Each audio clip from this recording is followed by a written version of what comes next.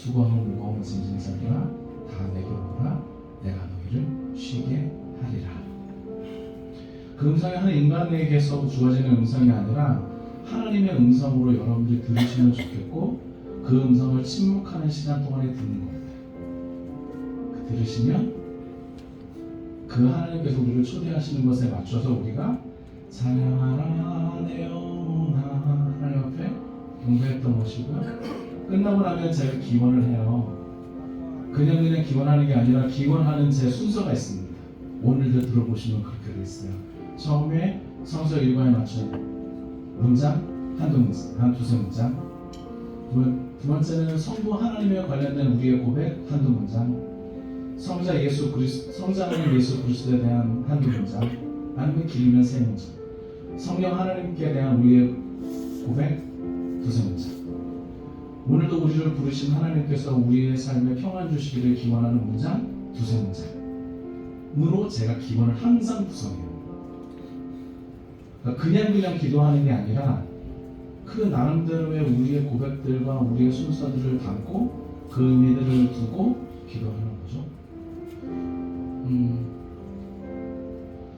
그리고 나서는 보통 대부분의 교회에서는 믿음의 하나의 고백을 올려드립니다. 보통 그 사도신경 혹은 니케아 신경으로 고백을 올려드리죠. 이후의 이야기들은 또 다음에 시간 될 때 또 함께 나누면 좋겠습니다. 오늘도 그렇게 시작합니다. 잠시 침묵하면서 하나님의 음성을 들으시고 그리고 하나님 앞에 우리 경배하고 그리고 삼위 하나님에 대한 우리의 기원을 올려드릴 겁니다. 우리 잠시 침묵하면서 기도하겠습니다.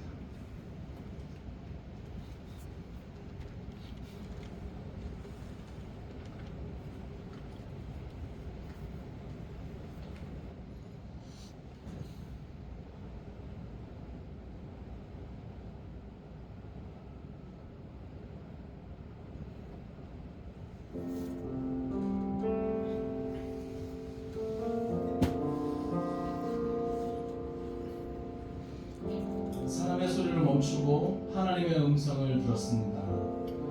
우주를 부르신 그 하나님 앞에 함께 노래했으면 좋겠습니다. 그 하나님을 찬양하며 함께 우리의 고백하는 마음은 찬양하라 내 영혼아 찬양하라 내 영혼아 내 속에 있는 것들아 다 찬양하라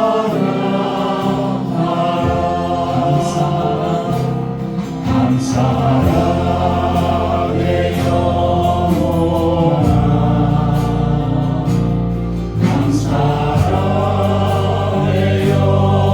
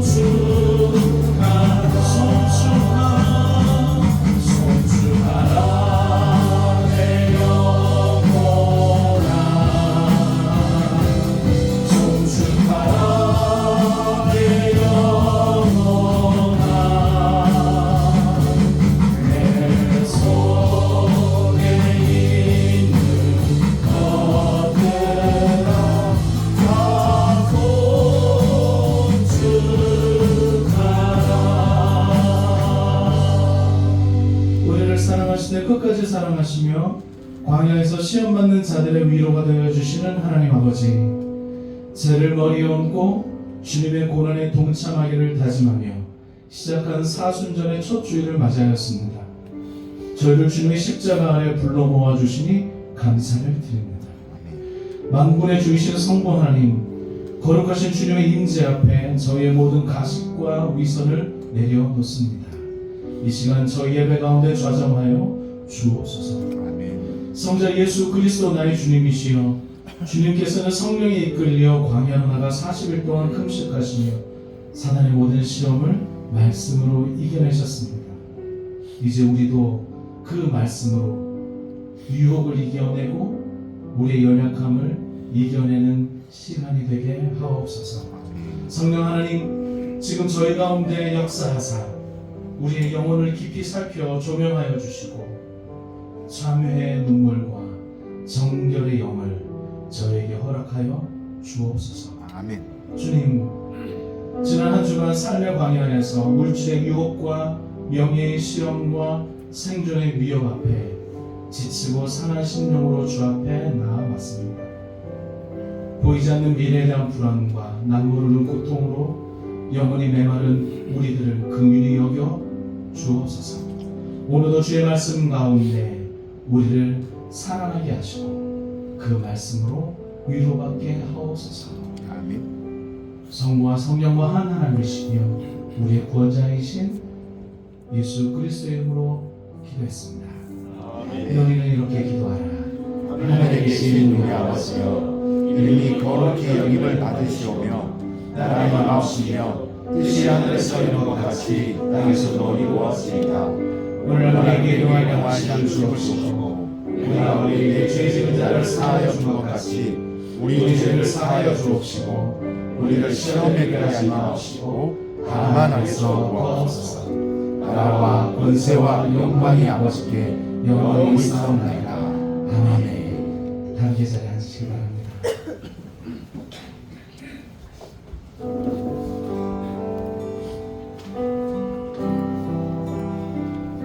우리를 만드신 그 창조의 하나님 아버지 앞에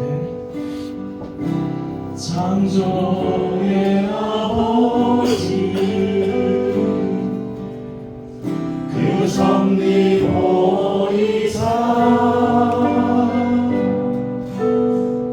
택하신 세대 이르기로 이 땅을 고치소서. 주의 크신 능력 만물이 사모하니 성령의 기름 부어주사 이 시간 임하소서. 주 영광 여기 영광의 금이 비추소서. 주의 얼굴 구할 때 주의 향기 머무소서.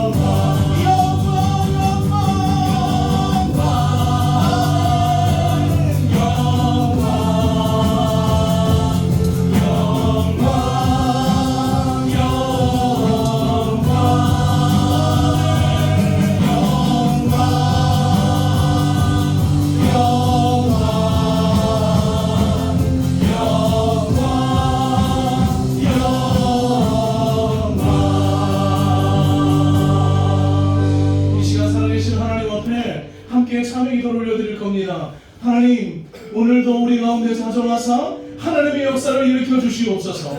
오늘 우리 가운데 임하사 하나님의 일들을 일으켜 주옵소서.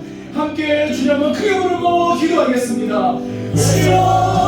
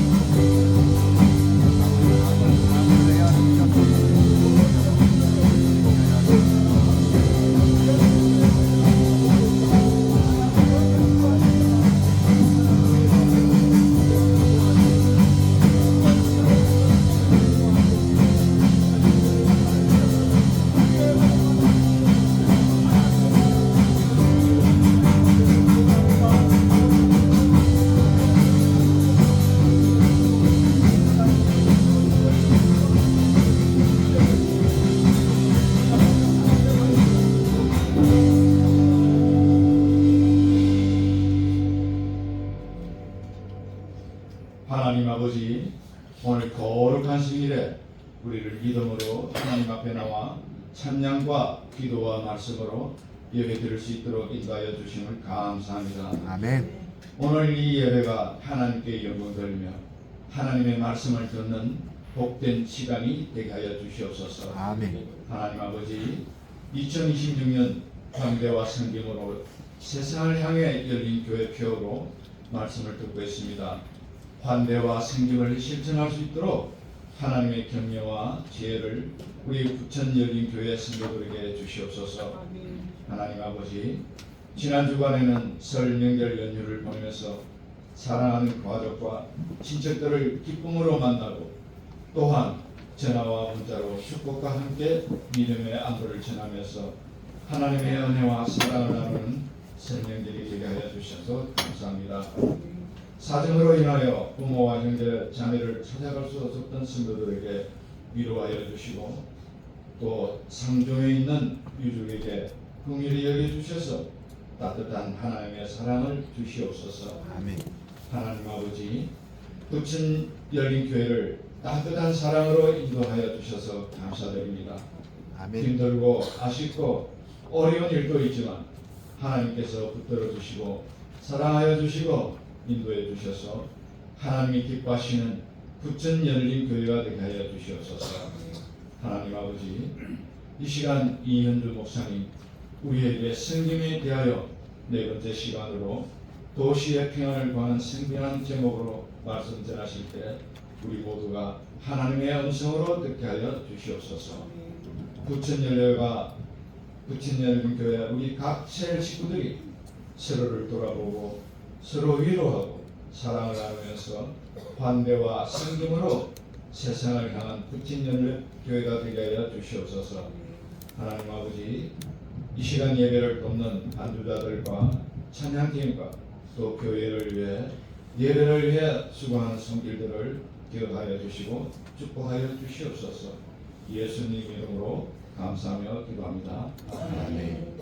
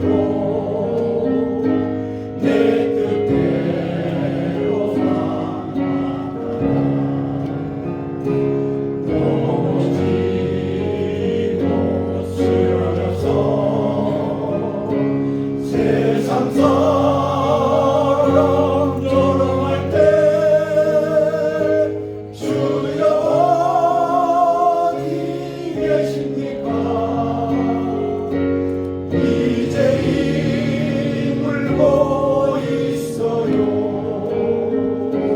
사랑하는 자녀야, 내 너를 위하여 사랑하는 아들까지 손과 발못 닿았단다.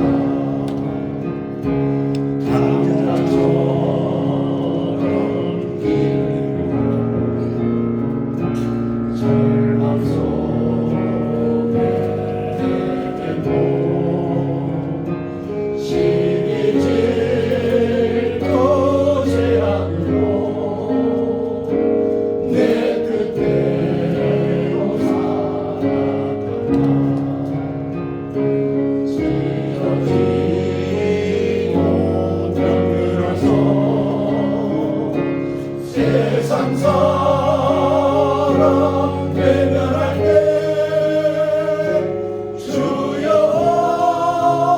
어디 계십니까? 이제는 찾고 있어요. 사랑하는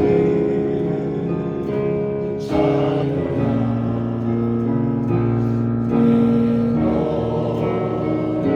내 너를 위하여 사랑하는 아들까지 다시 멸류관 썼단다.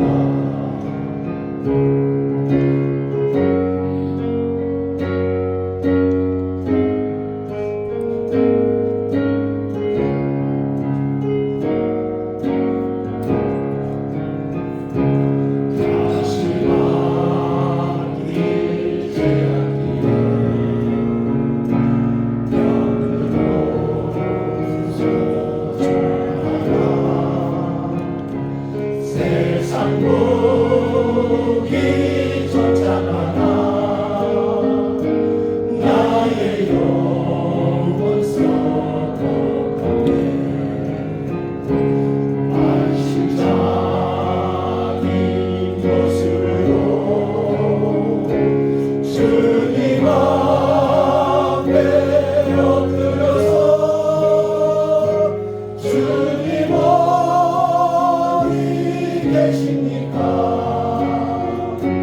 이제 입만 놔주세요. 사랑하는 자녀야, 내 너를 위하여 사랑하는 아들까지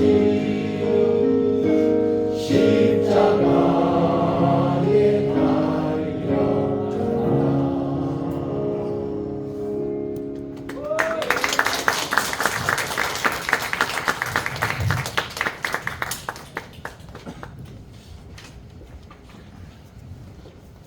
할렐루야. 아멘. 이렇게 아름다운 목소리로 또 하나님 앞에 찬양하고 계시는 우리 장로님과 지사님께 다시 한번 박수 드립니다.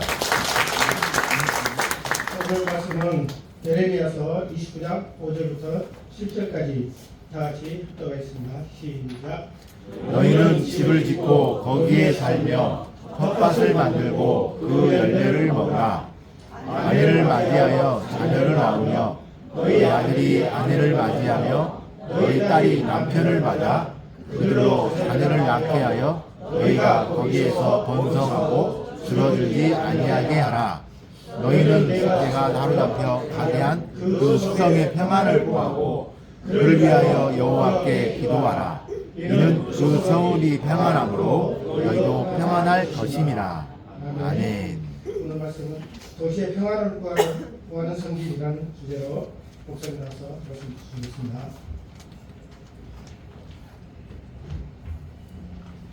옆에 있는 지체들과 함께 인사 나눌까요? 도시의 우리나라의 평화를 위해서 기도합시다. 시작. 평안을 위해서 기도합시다.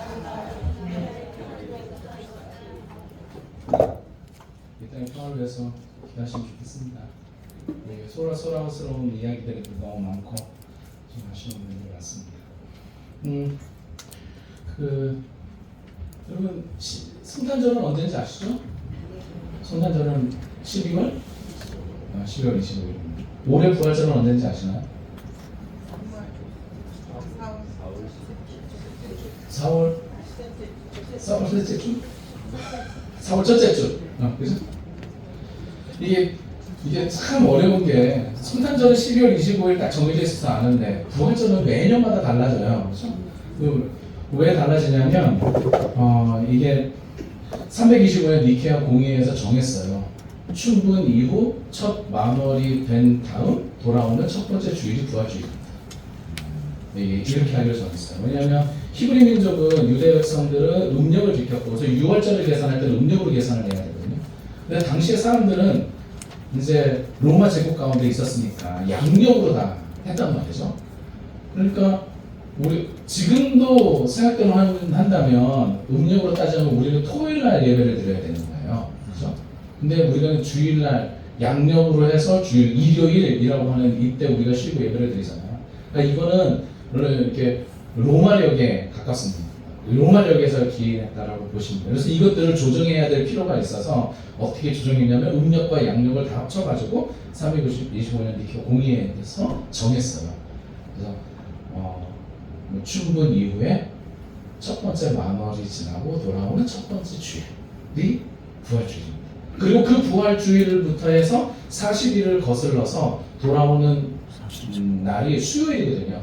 그 수요일을 제의 수요일이라고 부르고 제의 수요일부터 부활절까지 사순절을 보내게 됩니다. 그래서 지난 수요일이 제의 수요일이었어요. 그래서 제의 수요일이 되면 뭐였냐면 사람들이 이마에다가 머리에다가 재를 뒤집어 쓰고 사람을 흙으로 돌아갔으면 흙으로 다시 돌아간다라고 하는 메시지를 전하면서 우리의 인간이 이 연약한 인간임을 다시 한번 하나님 앞에 고백하고 예수 그리스도의 죽으심과 부활하심으로 말미암아 이 연약한 인생이 구원받았음을 다시 한번 고백하는 이 사순절이 그렇게 시작이 되는 겁니다.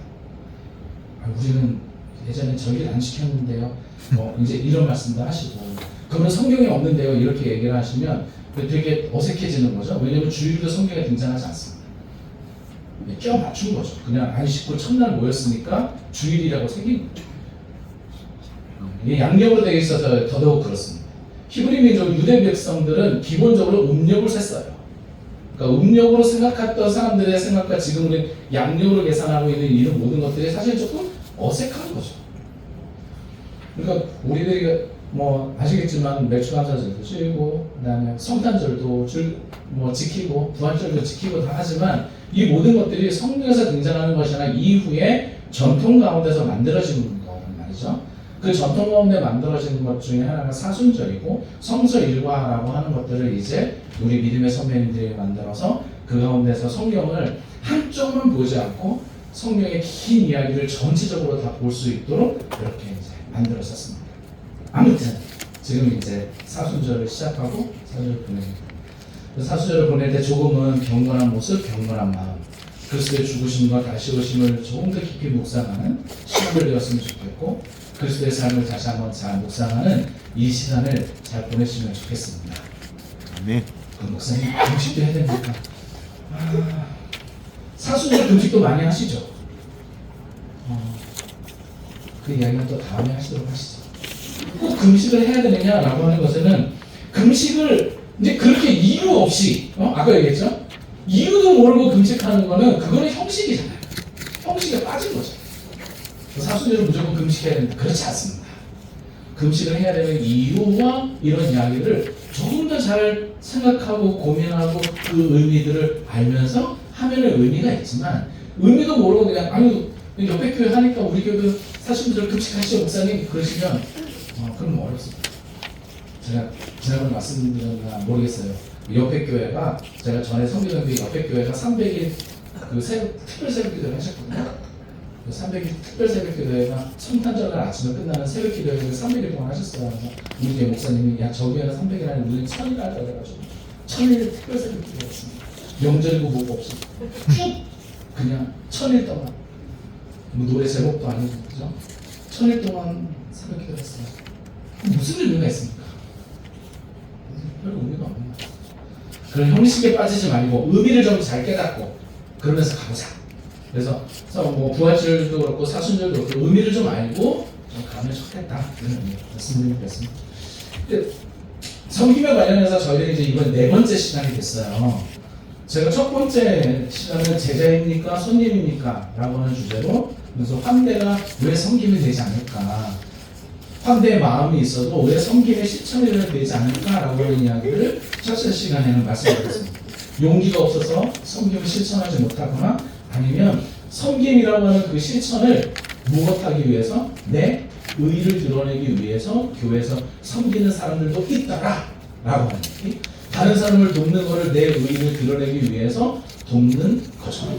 그런 사람들도 있더라. 그래서 섬김을 이용하는 사람들도 있는 이야기들. 그래서 우리는 정말 제자입니까 손님입니까? 제자는 정말 참되게 환대와 섬김을 잘 사는데 우리는 참되게 섬김과 환대의 일상을 살고 있는지 아니면 손님으로서 교회에 손님으로서 방문해가지고 섬김을 받고 서비스를 받다가 돌아갈 것인지 이런 이야기를 첫째 주에 했고요. 둘째 주에는 제가 사과나무 이야기를 했어요. 기억나시죠? 사과나무 이야기를 하면서 섬김은 의무가 아니라 그리스도인이라면 자연스럽게 섬김의 열매를 맺는 겁니다. 그가 맺은 그 섬김의 열매를 보고 그가 그리스도인인지 아닌지 우리가 알 수 있는 겁니다. 이런 말씀을 여러분에게 드렸습니다. 지난주에는 많은 교회가 섬김을 이벤트로 만들었습니다. 교회는 섬김을 이벤트로 만들고 성도들은 뭐 하는 사람처럼 컨설턴트처럼 그런 만들어진 이벤트를 평가하고 비판하고 지적하는 일들로 전락하고 말았습니다. 라는 이야기를 했습니다. 또 오늘은 그럼 섬김을 조금 이야기를 하면서 시작하면서 이런 말씀을 드리고 싶어요. 오늘 많은 분들의 섬김이, 많은 교회의 섬김이 우리끼리 하는 섬김이 된 거예요. 장학금도 우리 교회 안에 있는 사람들만 하고 뭔가를 섬길 때 우리 교회에 있는 사람들만 하고 그리고 뭔가를 함께 할 때 우리 교회에 있는 사람들만 내가 아는 사람들만 우리끼리. 여러분 창세기 49장에 보면 우리끼리가 아니라 다른 사람들과 함께 해야 되는 이야기를 해주세요. 창세기 49장은 누가 나오냐면 야곱이 등장합니다. 야곱이 10 아들들을 놓고 아들들을 불러서 유언을 남기죠. 모두들 모여라. 훗날 너희들에게 일어날 일들을 내가 예언해 줄게. 그래서 기도하는 것 가운데 그들이 어떻게 될지를 예언해 주세요. 그러면 창세기 49장 22절에 이제 야곱은 요셉을 향해서 축복해 줍니다. 뭐라고 축복하죠? 너는 당장 너머로 뻗은 이게 사실은 야곱의 축복 이렇게 이제 제목을 달아놔가지고 야곱이 축복받은 게 아니고 야곱이 요셉에게 했던 축복이야. 그 야곱의 축복 노래처럼 창세기 49장 22절에 이렇게 되어 있습니다. 요셉은 열매가 주렁주렁한 가지며 샘가에 늘어진 샘가에 늘어졌으니까 달마다 풍성한 열매를 맺는 가지다 라고 이야기를 하면서 열매가 주렁주렁한 가지인데 담장 넘어 뻗어가는 가지라 이렇게 되어 있습니다. 무슨 얘기예요? 우리 안에서만 우리 가족, 우리 민족이 아니라 담장을 뻗어서 저 다른 사람에게 뻗어나가는 가지.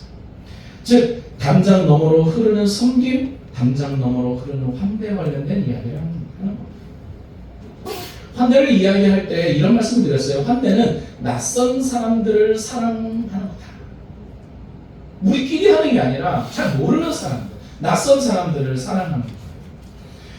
섬김도 마찬가지죠. 낯선 사람들, 어쩌면 우리를 미워하는 사람들에게까지 섬김을 삶을 살아야 한다는 겁니다. 교회 안에서 어려운 성도를 돕고 교회 행사를 위해서 봉사하고 공동체가 잘 운영되도록 교회 안에서 헌신하는 이 모든 일들이 사실 귀하고 귀한 소중한 일입니다. 그런데 교회 안에서만 하는 것으로 멈추지 말고 이 담장 안에만 멈추지 말고 우리 교회를 넘어서서 이 담장을 넘어서서 다른 사람들에게로 이 지역에게로 도시로 그리고 이 민족에게로 온 열방으로 흘러가야 한다라고 하는 겁니다. 우리의 섬김은 그렇게 확장되어야 한다는 것이죠. 우리 교회를 유지하기 위해서 모아두는 것이 아니라 다른 사람들을 위해서 넉넉히 있는 것 다 털어서 사용할 줄 알아야 되는 말. 우리의 섬김은 그렇게 누군가를 향해서 나아가야만 많은 교회에서 이야기하면 우리 교회도 힘든데 뭐 다른 사람들을 도와요. 밖에까지 신경 쓸 겨를이 어디 있습니까? 우리 교회도 뭐 우리나라도 지금 이 모양인데 무슨 뭐 다른 나라 얘기할 수 있을 겁니다. 우리가 도와줘봤자 세상이 뭐 달라집니까? 얘기할 수도 있고 물론 뭐 그 말이 다 틀린 말은 아닙니다. 그러나 그렇게 얘기하면 얘기할수록 우리가 생각하는 섬김의 지평은 점점점 작아지다가 못해 우리밖에 안 보이는 상황이 옵니다. 여러분, 하나님께서 아브라함과 약속을 맺으실 때 너를 통해서 모든 민족이 복을 받을 것이다 라고 약속하셨고, 이 약속은 오늘날 저와 여러분들에게도 유효하단 말이죠. 여러분들을 통해서 모든 열방이 복을 받고, 여러분들을 통해서 이 도시가 부천시가 복을 받고, 여러분들을 통해서 이 나라와 이 민족이 하나님의 은혜와 사랑을 경험하고 그 복을 흘러가게 하라고 그걸 명령하셨는데, 과연 저와 여러분들은 과연 그런 역할을 감당하고 있는가? 우리의 섬김의 지평과 우리의 마음의 그 지평이 어쩌면 그저 우리 가정, 우리 교회 이 담장 안쪽에서 머물고 있는 것은 아닌가? 우리끼리 돕고 우리끼리 섬기고 우리끼리 호의호식하는 것으로 마무리되는 것은 아닌가? 여러분, 복음은 분명하게 개인의 구원으로 시작합니다. 그것은 사실이에요. 개인이 변화되고 개인이 하나님 앞에서 거룩하게 되어지고 참여하고 돌이키는 거죠. 그런 일은 분명히 사실입니다. 그러나 한 영혼이 예수 그리스도를 만나서 그렇게 변화되었다라고 한다면, 회심했다라고 한다면 그 놀라운 경험과 놀라운 능력이 교회 공동체를 변화시키고, 그렇게 교회 공동체를 변화시키는 그 능력이 곧 사회를 치유하고 사회의 어둠을 몰아내고 사회의 불공정과 사회의 불안을 이제 평화롭게 만드는 일로 나아가는 겁니다. 한 사람이 회심하면 그 삶의 가치와 방향을 따라 공동체도 사회도 점점점 안정되어지고 샬롬의 일들, 그 평안의 일들이 있게 되는 거죠. 그래서 변화된 사람들이 모이면 세상은 바꿔지는 겁니다. 서로의 짐을 지어주는 것으로 세상이 바뀌고, 나만을 생각하는 세상이 아니라 서로의 존재를 존중하는 세상으로 바뀌고, 그걸 바꾸는 거죠. 초대교회를 살펴보면 당시의 사회가 어떤 사회였습니까? 엄격한 신분 질서가 있는 사회였고, 종과 주인이 엄격하게 분리된 사회였고, 여성과 남성이 분리된 사회였습니다. 그런데 예수 그리스도 그분으로 말미암는 복음은 그 모든 신분 질서와 사회적 경계를 허물고 모두가 다 하나 되게 하셨습니다.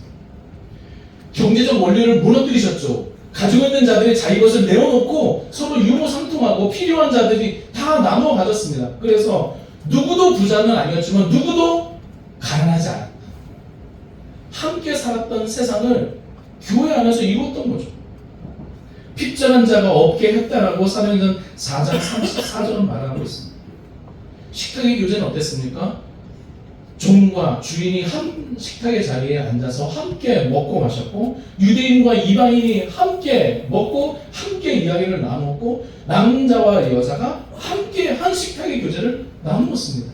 그 모든 사회적인 문화는 모든 것을 분리시켰지만 예수 그리스도의 복음은 모든 것이 다 하나 되게 하고, 그 가운데서 누가 높으냐 낮으냐의 문제가 아니라 한 하나님의 백성으로서 살아가는 이야기들을 보여주었죠. 그렇기 때문에 당시에 이런 신분 질서와 사회적 격차가 있었던 그 사회의 많은 사람들이 교회에서 일어나는 일들을 보고 너무나 놀랍다.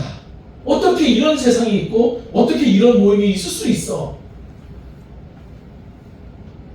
사회는 서로를 미워하고 서로를 나누고 노예를 함부로 하고 그리고 여성을 함부로 하고 어린이들을 함부로 했는데, 교회에 가면 여성이든 남성이든 모두가 다 존중받고, 종이든 자유이든 부자든 가난한 자든 다 존중받고, 함께 그리스도의 백성으로 함께 기뻐하는 모습, 함께 예배하는 모습을 보면서 세상 사람들이 교회로 가길 원했고, 그 공동체에 들어가길 원했고, 그곳에 함께하길 원했어요. 심지어 그 복음을 위해서 자기 자신의 생명을 내어놓고 옥에 갇히기도 하고 사자에 찢기기도 하고 화형당하는 그 자리까지 담대하게 걸어가는 모습을 보면서 세상에 많은 사람들이 예수 그리스도를 믿는 사람들을 두려워했고 그분들을 칭찬했고 그 순교자들을 통해 다시 복음의 역사가 흘러갔어요.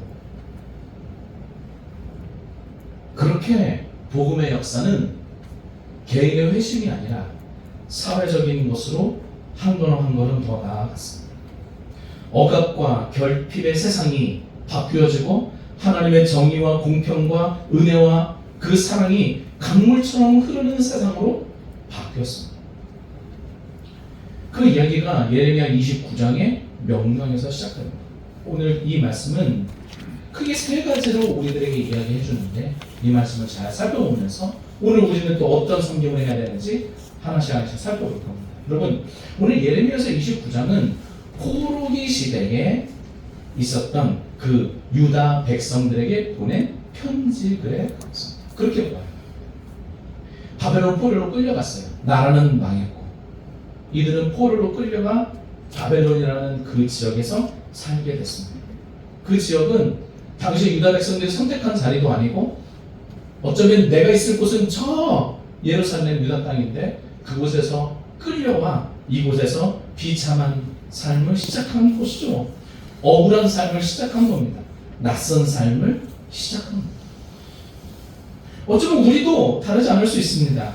내가 원하지 않는 도시, 원하지 않는 환경, 원하지 않는 직장, 내가 원하지 않는 사회 분위기, 내가 원하지 않는 시대의 공기, 내가 원하지 않는 것. 청년들 그대들을 볼 때마다 항상 마음이 아픕니다. 여러분들이 원하지 않는 곳으로 갈 겁니다. 아주 많은 사람들이. 어제 한 분이 그런 얘기 하더라고요. 우리 아들이 드디어 취업을 했어요. 하시면서 이번에 이력서를 400장 넣었는데 됐어요. 그 얘기를 듣는 순간 마음이 너무 아팠습니다. 그렇게 해서라도 갈 곳이 있다는 게 너무나 기쁘고 기도해 주셔서 감사합니다. 시대가 그렇죠. 그렇게 낯설고 뭔가가 어렵습니다.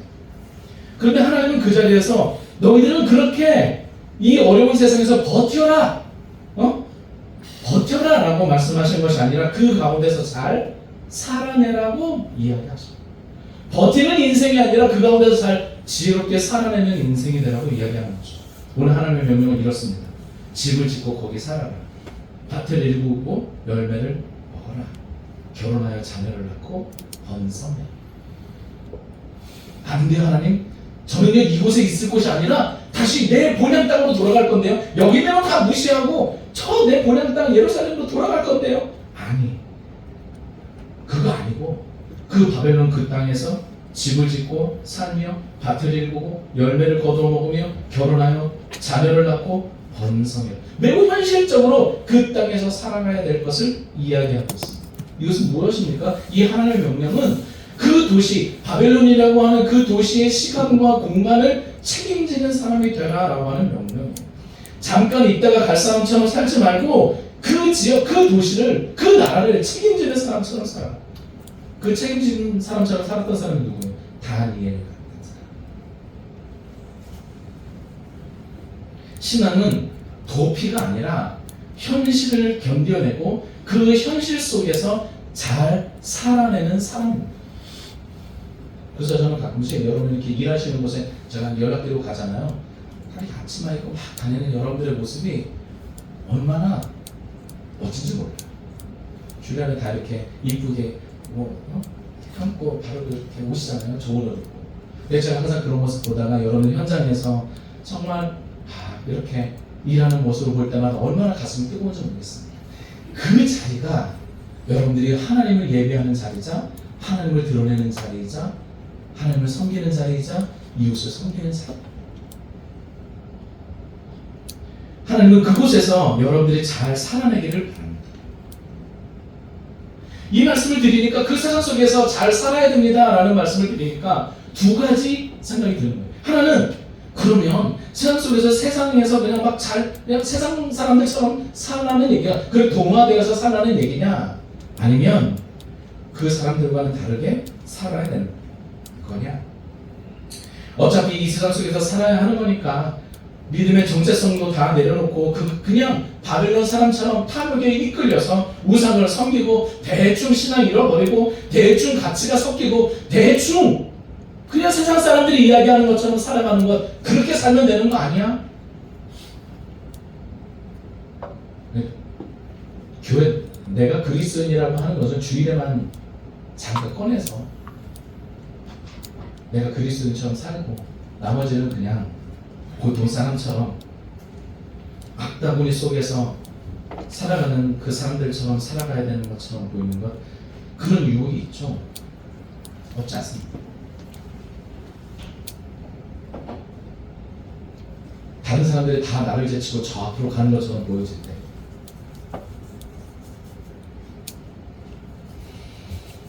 나도 그 사람들처럼 누군가를 깔고 뭉개고 나아가야 할 것처럼 여겨지는 그 동화의 유혹. 그러나 그 유혹을 잘 이겨내시기를 바라고, 그렇다고 해서 우리는 저들과 다르니까 이 더러운 세상에서는 벗어나서 우리끼리 잘 살아보자. 도시와는 담을 쌓고 세상과는 담을 쌓고 세속적이야 라고 말하면서 세상에 있는 많은 것들을 다 거부하며 살아가는 것. 그러면서 마음속에서는 큰 상처와 불안이 가득하면서도 거룩이라는 말로 포장하면서 살아가는 것. 그렇게 도망치는 신앙이 되어서는 안 됩니다. 여러분, 청년들에게 기도하면 다 돼 라고 말씀하시면 어렵습니다. 기도하면 안 됩니다. 아니, 기도를 해야 되는데 기도만 하면 안 됩니다. 열심히 살아야 됩니다. 제가 여러분 얘기했죠? 열심히 살아요. 다윗이 골리앗을 물리칠 때 돌 던진 것은 돌 던지는 능력이 출중했기 때문에 골리앗을 잡은 겁니다.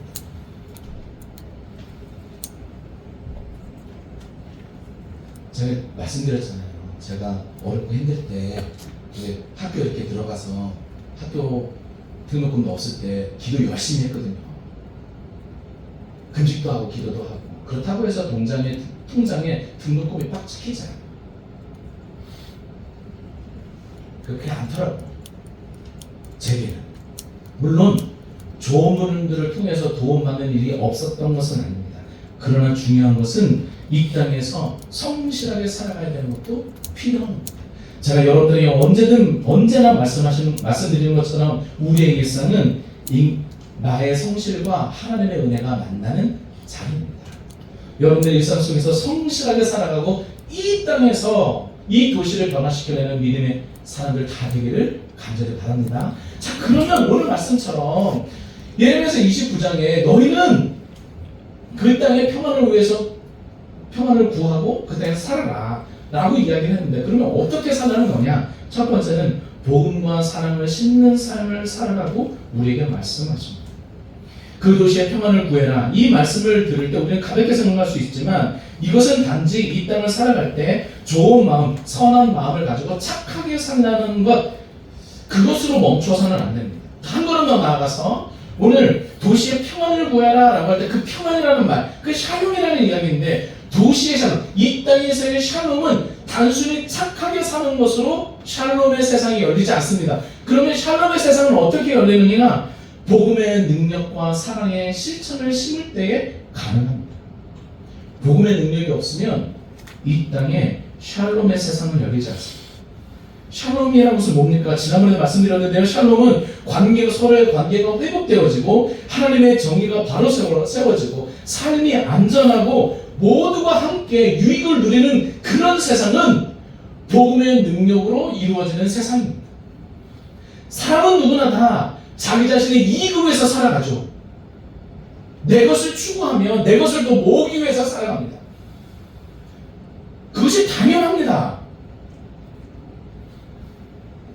그런데 복음의 능력은 내 것을 나눠주어도 괜찮은 능력이 생기는 겁니다. 사랑의 실천은 내 것을 나눠주어도 괜찮다라고 하는 마음이 듭니다. 도시의 샬롬은 그렇게 내 것을 포기하고 내 것을 내어줄 때나 가능한 거예요. 여러분 보세요. 섬김은 손해보는 거예요. 손해보는 거예요. 아주 그냥 단순하게 말하면 섬기는 자는 손해보는 사람이에요. 손해보지 않는 사람, 손해보지 않으면서 섬길 수 없어요. 내 돈이 됐든 아니면 내 시간이 됐든 내 무엇이 됐든 그 누군가를 위해서 내 것을 소비해야 돼. 내 것을 주어야 돼요. 내 것을 포기해야 돼요. 그죠? 그게 섬김이잖아. 섬기는 것 자체는 내 것을 끄지 않고 내가 더 아끼려고 하고 내가 더 손해보지 않으려고 하면 절대로 섬길 수 없어요. 손해보지 않는 자는 섬길 수 없어요. 섬긴다라고 하는 것은 손해본다는 얘기예요. 포기한다는 것은 손해본다는 얘기잖아요. 하나님이 우리를 위해서 손해보신 거예요. 그럼 우리도 누군가를 위해서 손해보는 것, 그 손해볼 수 있는 능력은 복음과 사랑이 아니고선 절대로 가능하지 않습니다. 사람은 손해보고 싶어 하지 않아요. 내 주머니를 털어도 손해보고 싶다? 그것은 복음의 능력과 사랑의 실천이 있기 때문에 가능합니다. 그 복음의 능력과 사랑의 실천을 통해 이 도시는 평안할 수 있습니다. 다른 사람들은 다 이기적으로 살아가고 다른 사람들은 다 자기 생각대로 살아가고 많은 사람들이 나 중심적으로 살아갈 때 그 모든 것을 뛰어넘어 다른 사람들을 섬기고 포기하고 나눠줄 수 있는 삶을 사는 사람은 복음의 능력과 그 사랑의 실천을 가지고 있는 자예요. 도시의 샬롬의 동력은 거창한 구호로 되는 것이 아니라 불신이 가득하고 어둠이 가득하고 미움이 가득하고 그리고 서로를 끌어내리고 나 자신만이 드러내기 위해서 살아가는 이 세상 속에서 복음과 사랑의 능력으로 씨앗을 심고 부정과 폭력의 구조에 저항하고 침묵하지 않으며 약자의 곁을 지키고 추위에도 더위에도 그들과 함께 하려고 한 그 능력, 그 복음과 사랑의 능력이 이 도시를 변화시킬 겁니다. 저희 여러분들이 그 능력으로 세상을 변화시켜내는 믿음의 사람들 되기를 바랍니다. 두 번째는요, 도시의 평안을 구하는 섬김인데 그 도시의 평안을 위한 섬김의 삶을 실제로 살아내야만 복음의 능력과 사랑이 실천합시다. 구호로 되는 것이 아니라고 말씀드렸습니다. 이제는 실제로 살아야 되는데 그 실제로 살아내는 것은 크고 어마무시한 것을 생각하지 말고요. 아주 작은 것부터 매일 저와 여러분들이 숨쉬고 일하는 그 현장 그 속에서 아주 작은 것부터 해봅시다. 내가 일하는 자리에서 정직을 선택하는 것, 작은 부정에 눈을 감지 않는 것, 편법을 거부하는 것, 원칙을 지키는 것, 나의 소비를 통해서 누군가를 짓밟지 않는 것, 우리가 무엇을 사고 무엇을 소비하고 어디에 살아가고 하는 이 모든 것이 다른 사람의 삶에 영향을 미치지 않는 것, 내가 살아가는 거라고 말씀드렸는데요. 가끔씩 그런 생각이 듭니다. 이번에 어떤 분이 글을 올리셨더라고요. 반포, 자리 50억, 60억 되는 집에서 사시는 분들은 도대체 어떻게 사시는 분인지 잘 모르겠어요. 그러한 삶이 과연 누군가에게는 어떤 영향을 미칠까? 이런 생각을 좀 하며 살았으면 좋겠어요. 이제는 착취하지 않는 기업을 지지했으면 좋겠고요. 환경을 돌보는 사람들을 존중했으면 좋겠어요. 그 작은 실천 하나하나가 이 땅에, 이 도시에 샬롬을 구하는 길. 이웃을 이웃으로 대하고 계단에서 만난 사람들에게 먼저 인사하는, 아파트 경비원에게 먼저 감사를 표하고 택배 기사에게 친절한 말 한마디를 권하는, 누군가 나를 섬겨주는 그 사람에게 감사합니다, 고맙습니다 라고 하는 말을 건네는 것. 이런 작은 말 한마디, 그런 작은 우리의 순종의 마음이, 낮아짐의 마음이 도시의 온도를 바꿀 것이라 믿습니다. 그 작은 것에서부터 시작하는 겁니다. 그것이 세상을 바꾸는 겁니다. 내가 사는 동네에 무엇이 필요한지 관심을 갖는 것, 거기서부터 시작하는 거죠.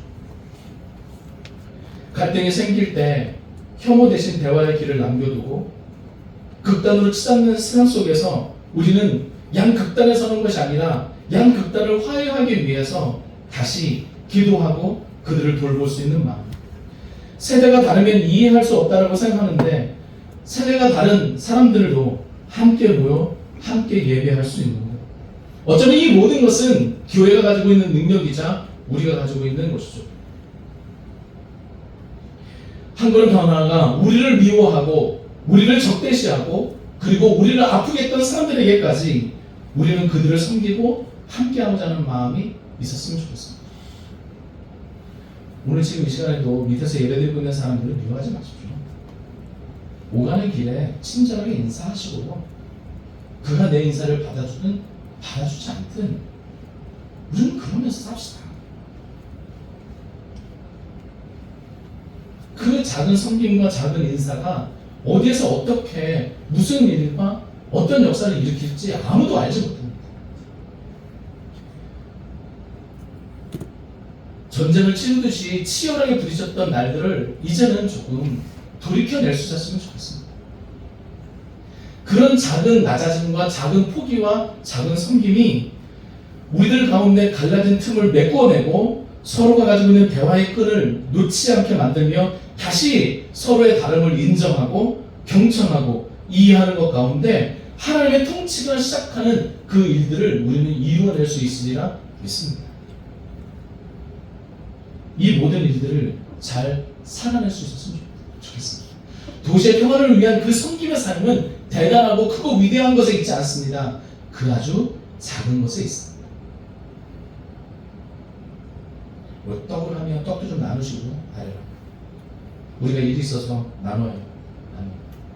나눕시다. 세 번째는요, 도시의 평화를 구하는 섬김은 뭐냐? 그것은 책임과 참여의 삶을 잘 살아내는 겁니다. 여러분 오늘 말씀에 보면 평화를 구하라, 평화를 위해서 기도하라 라고 하는 얘기인데요. 기도하라 라고 하는 그 명성, 기도하라 라고 하는 이 명령은 책임을 가지고 참여해야 된다라고 하는 말과 연결됩니다. 기도 없이 참여하는 것은 쉽게 분노로 변하고 참여 없는 기도는 쉽게 도피로 변하는 겁니다. 우리 아까 이야기했던 왜 세상과 동화되거나 아니면 세상으로부터 분리되고 말까? 세상의 세속적인 것에 동화되는 것은 기도 없이 세상으로 나아갔기 때문이고 우리가 왜 세상으로부터 분리될 수밖에 없고 세상을 변화시키지 못할까? 그것은 기도만 할 뿐 참여하지 책임감을 가지고 참여하지 않기 때문에 그렇습니다. 세상의 문제에 뛰어들 때 기도하기를 멈추지 마시고 그리고 세상의 고통을 외면하지 않으면서도 기도하는 일을 충실하게 할 수 있는 저와 여러분들이 되기를 바랍니다. 그렇게 책임과 참여의 삶을 잘 살아낼 수 있었으면 좋겠습니다. 많은 사람들이 도시를 위해서, 많은 사람들이 이 나라를 위해서 혹은 열방을 위해서 기도합니다. 나라가 잘 되기를. 그리고 이 모든 열방이 하나님 나라가 되기를.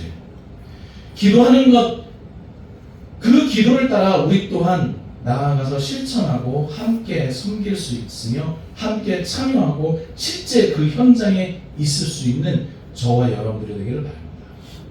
내가 일하는 사무실에서 아이를 키우는 놀이터에서 혹은 지나가는 모든 길목에서 이웃과 마주치는 모든 곳에서 우리는 정직하게 친절하게 살아가시되 그들을 향한 중보의 기도 또한 멈추지 아니하시기를 부탁을 드립니다. 그 기도의 능력이 책임과 참여의 삶으로 드러나게 될 것입니다. 이 도시를 위해서 기도했다면 그러면 이제 평화의 손을 책임감과 사명감으로 내미십시오. 이 성읍의 평화를 통해 저와 여러분들의 삶도 샬롬이 되어지리라 믿습니다. 여러분 이 예레미야서 29장 7절의 명령에 대해서 팀 캐럴 목사님은 이렇게 표현을 했어요. 날선 칼날 위에 삶을 사는 것과 같다. 날선 칼날 위에 삶이니까 조금이라도 실수하면 칼날에 베이는 것처럼 우리는 긴장해야 되고 우리는 이 땅에 동화되지도 않으면서도 그러나 분리되지도 않는 삶을 사는 거죠. 여러분 기억나십니까? 여러분 수영을 하게 되면 수영하는 수영 선수는 줌이 팍 소리가 나면 물속으로 팍 뛰어들죠. 그리고 15m가 되기 전에 다시 물 밖으로 고개를 내밀고 열심히 뭐 해야 됩니까? 열심히 헤엄을 쳐야 됩니다. 수영 선수는 물 밖으로 나와도 안 되고 그렇다고 물에 빠져서도 안 되죠. 열심히 헤엄쳐야 하는 것처럼 우리 또한 이 세상을 헤엄쳐야 하는지 모릅니다. 나와서도 나갈 수도 없고 그렇다고 해서 세상 속에 빠져서도 안 되고 말이죠. 우리는 바벨론과 같은 이 세상을 혐오하면서 우리끼리 거룩함만 추구하며 교회 예배당 안에 모여서 우리끼리만 서로 섬기고 우리끼리만 호의호식하며 살아가서는 아니 됩니다. 도리어 이 세상으로 나아가 이 세상과 이 도시로 들어가 집을 짓고 정착하며 그 땅이 또 이 땅이 모든 열방이 평안하기를 구하고 그렇게 살아야만 할 겁니다. 그럼에도 불구하고 우리는 동화되지 말아야만 합니다. 세상의 가치관에 물들어 믿음의 사람으로서의 정체성을 잃어버려서도 안 됩니다. 세상 속에 살지만 이 세상이 섬기는 그 우상, 그 모든 것을 무너뜨리고 도리어 거룩한 구별됨을 유지해야만 합니다. 우리는 이 세상을 비난하거나 이 세상으로부터 숨는 자가 아니라 도리어 세상의 아픔, 세상의 필요, 그 어둠 깊숙이 들어가 빛과 소금의 역할을 잘 감당할 수 있는 참여자이자 그리고 한 올바른 시민이어야만 합니다. 세상에 살지만 세속에 물들지 않고 세상을 혐오해서 도피하지 않는 그 참된 믿음의 사람이 되기를 주로 축복합니다. 높아지려는 욕망을 버리고 예수님처럼 낮아져 이제 이웃의 발을 섬기는 종이의 모습이 되어질 때 이 세상은, 이 도시는 평화로운 세상이 될 겁니다. 말씀 마치려고 합니다. 우선 왜 그렇게 도시의 평화를 구해야만 합니까? 그것은 사회의 평안이 곧 교회의 평안과 연결되어 있기 때문에 그렇습니다. 오늘 우리는 교회와 세상을 분리하여 생각하는 이원론적 사고에 익숙합니다. 세상은 무너져도 우리 교회는 괜찮을 것 같은 건 말이죠. 여러분, 이 사진은 작년 저희들이 갔던 피난촌에 있었던 사진입니다. 저곳에 사는 분은 이미 큰 도시에서 의사였던 사람이었어요. 그런데 그가 여러 가지 일들로 피난길에 올랐고 나라가 흉흉하고 어려우니 지금도 폭격이 계속되고 그리고 사람을 잡아 학살하는 일들이 있으니 그 사회에서 쫓겨난 자가 되어 피난길에 올랐습니다. 사회가 어려우면 그 가운데 살아가는 사람들도 어려워질 수밖에 없습니다. 교회의 부흥과 사회의 평화는 별개의 문제가 아니었습니다. 그런데 한국 교회는 달랐죠. 한국 교회가 성장할 때 한국 교회는 사회적 문제와 사회적 책임을 다하지 못했습니다. 교회는 수만 명이 모이고 수천 명이 모이는 교회들이 마구 늘어났지만 그 수만 명, 수천 명이 되는 그 하나님의 사람들이 그 지역과 사회를 잘 돌보지 못했던 것이죠. 어느 순간 한국교회는 이야기했습니다. 1000만 성도, 4명 중에 한 사람은 성도야 라고 말했죠. 그렇게 능력이 있었고 세력이 있었고 돈도 많았던 교회, 그러나 그 교회는 이 세상의 정의에 대해서, 이 세상의 사회적 책임에 대해서 눈을 감았습니다. 도리어 많은 노동자들과 많은 사람들을 학대하게 이르렀죠. 그리고 지금은 어떻게 되었습니까? 지금은 이제 많은 사람들이 교회를 신뢰하지 않는 시대가 되고 말았습니다. 성경은 또 기독교 역사는 교회의 운명과 사회의 운명이 깊이 연결되어 있다고 말합니다. 교회가 성장할 때 사회의 평안을 구하지 않으면 사회는 망가지고 그 망가진 일들이 다시 교회로 들어와 교회 동안 위기를 맞이하게 됩니다. 특별히 교회가 사회적 섬김을 외면할 때에 개교회주의와 물량주의에 빠져 자기 자신만, 우리끼리만 섬기는 것에 매몰되어 있을 때에 사회는 교회를 신뢰하지 않고 더 이상 교회로 나오지 않으며 복음의 능력을 의심하고 십자가의 능력을 부정하는 시대가 되고 말았던 거죠. 교회가 사회의 아픔을 외면할 때 사회는 도리어 병들었고 그 병든 사회 속에서 교회는 쇠락할 수밖에 없었습니다. 도리어 교회가 사회적 문제에 나서고 도리어 순교자적 영성으로 예언자적 외침으로 이 땅을 향해서 끊임없이 외칠 때에 교회는 성장했고 복음의 능력은 날로 보여졌고 하나님의 영광이 그 시대 가운데 그 지역 가운데 드러났던 것이죠. 그리고 그렇게 복음의 역사와 하나님의 영광이 드러날 때 교회는 부흥의 때를 맞이했던 겁니다. 우리가 살고 있는 도시와 이웃을 위해 나의 시간과 물질, 삶을 투자하고 섬길 때 비로소 사회는 치유되고 교회는 세상의 소망이 되고 많은 사람들이 교회로 나와 예수 그리스도의 복음을 듣게 될 것입니다. 여러분, 사회 평안과 교회의 평안은 연결되어져 있습니다. 이제 우리의 평안을 담장 넘어 저 많은 사람들에게로 전달해 주어야 될 때가 됐다라고 생각합니다. 세상 속으로 다른 사람에게로 나아갈 때에 우리를 부르신 그 주의 명령을 따르는 것이며 온 열방으로 선교적 사명을 가지고 나아갈 때에 하나님의 역사가 우리의 삶 가운데서 이루어질 것입니다. 나누어도 주어도 모자르지 않게 하시는 하나님의 역사를 여러분 모두가 다 경험할 수 있었으면 좋겠습니다. 그래서 이 땅의 많은 아픔들을 치유해내고 이 땅을 다시 주 앞으로 돌이켜내는 믿음의 사람들, 또 그 아름다운 역사가 저와 여러분들 가운데 있기를 바랍니다. 함께 찬양하고 기도하겠습니다.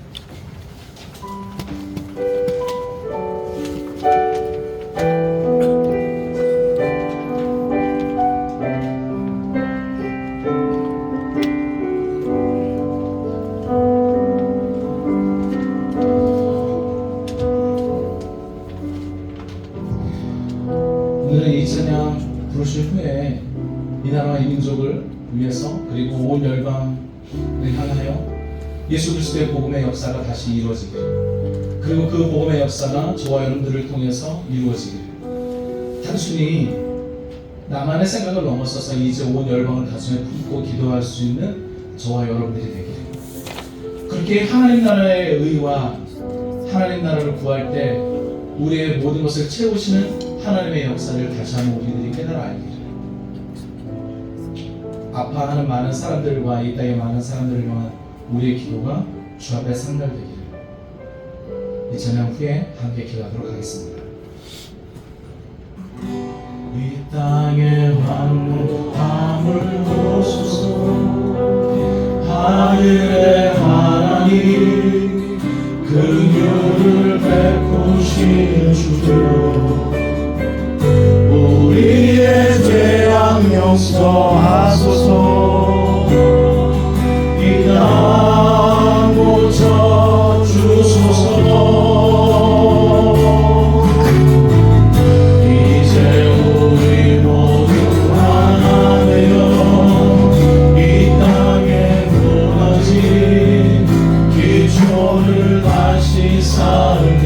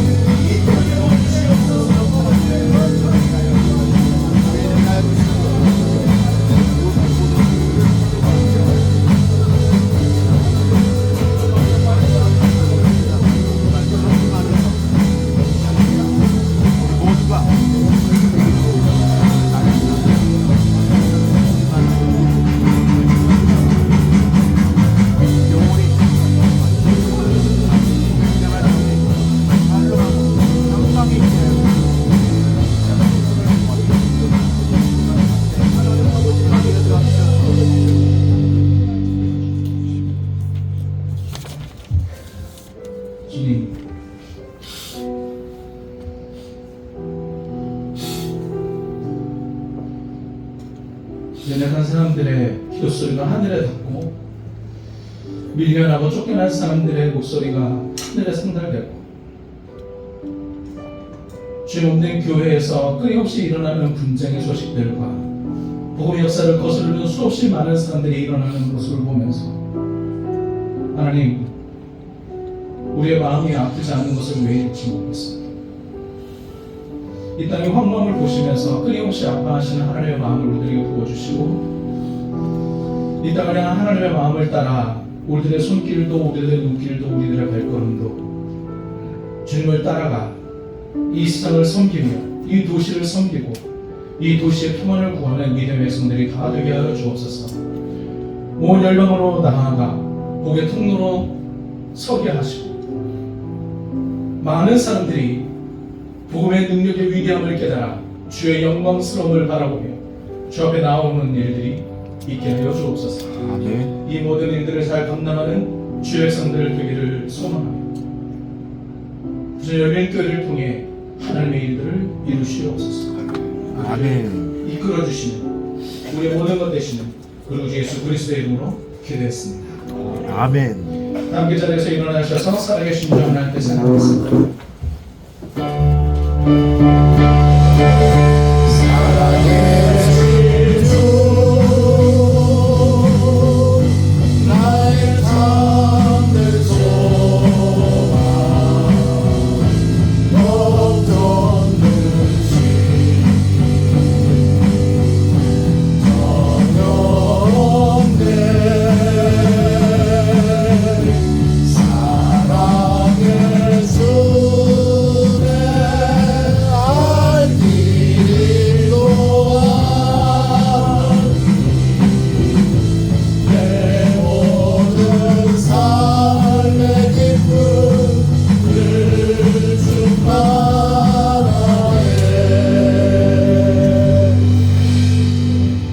여호와는 내게 복을 주시고 너를 지키시기를 원하며 여호와는 걸그를 내게 비추사 은혜 베푸시기를 원하며 여호와는 걸그를 내게로 향하여 드사 평강 주시기를 원하노라.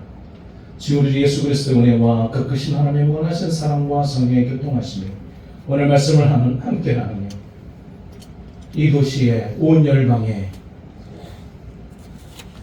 회복과 치유를 위하여 섬기는 자로 살아가기로 다짐하는 미래의 백성들의 머리머리와 저들의 일상에 요즘 고대 땅끝에서 수고하시는 사랑하는 선교사님들을 위해 그리고 믿음의 선배들 우리 엄마와 아빠를 이어서 이 도시와 온 열방의 믿음의 통로가 되기로 다짐하는 사랑하는 청년들과 우리 어린 자녀들을 위해 우리 하나님을 예배하며 또 앞으로 우리와 함께 이 아름다운 역사를 써내려갈 주의 백성들을 위해